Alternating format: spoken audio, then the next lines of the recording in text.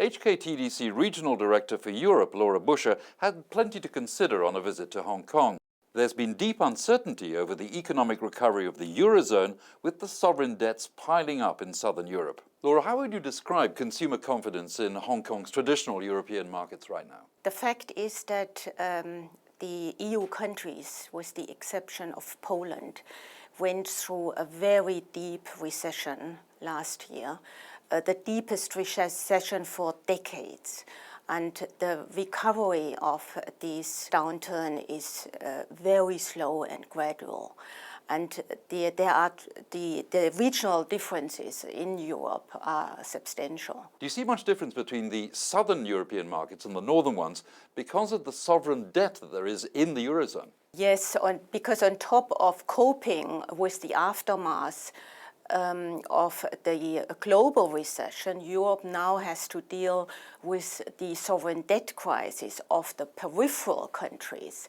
And this is looming over entire Europe. And looking at consumer confidence and the way you see that, how is it really palpable from the people that you talk to? The largest economies in Europe, Germany and France, are recovering. The recovering, as I said, is slow. We expect about a growth of 1% this year. But given the consequences of the debt crisis, which will entail rigid austerity measures and saving packages to help the state finances to improve, this will certainly have an effect on consumer confidence and the buying patterns of the consumers. Do you see much difference between the Western European markets, where there are problems obviously, and the Eastern European markets? Eastern Europe, Central and Eastern Europe countries also were very hard hit by the recession, and this had an effect on the consumers as well. So I would say all over Europe, the consumer tend to be more cautious, tends to be more quality conscious, is looking for more value for their money. Yeah? So I would not differentiate so much between West and East in this respect. If you talk about value for money, what are the sort of items that you have in mind there? Still consumer goods. I mean, there is still a demand for good quality products at competitive prices, even in times of crisis.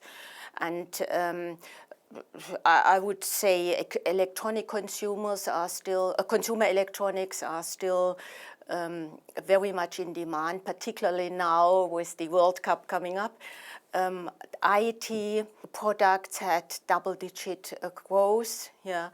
Also, the trend to stay more at home, of course, is beneficial to sectors like garden furniture or furnishings for the homes and household products, coffee machines, espresso machines. People like to buy this sort of products now. And when we're talking about value products, do you think that European buyers are willing to accept higher costs because of the higher costs that there are in manufacturing markets here in Asia? I hope so, because they will realize that the labor costs in China are likely to go up. And the consumers might not be that willing yet at this point of time and in times of recession to pay so much more. Also, we have to take into consideration the fact that the euro has weakened a lot recently, which makes the product even more expensive. So looking at your area, do you feel particularly optimistic or actually confident about the way things are going? Yes, I'm confident, but it will take some time. And we will probably see a different Europe afterwards. But I'm quite confident that Europe is strong enough to overcome this crisis, which is a major one though.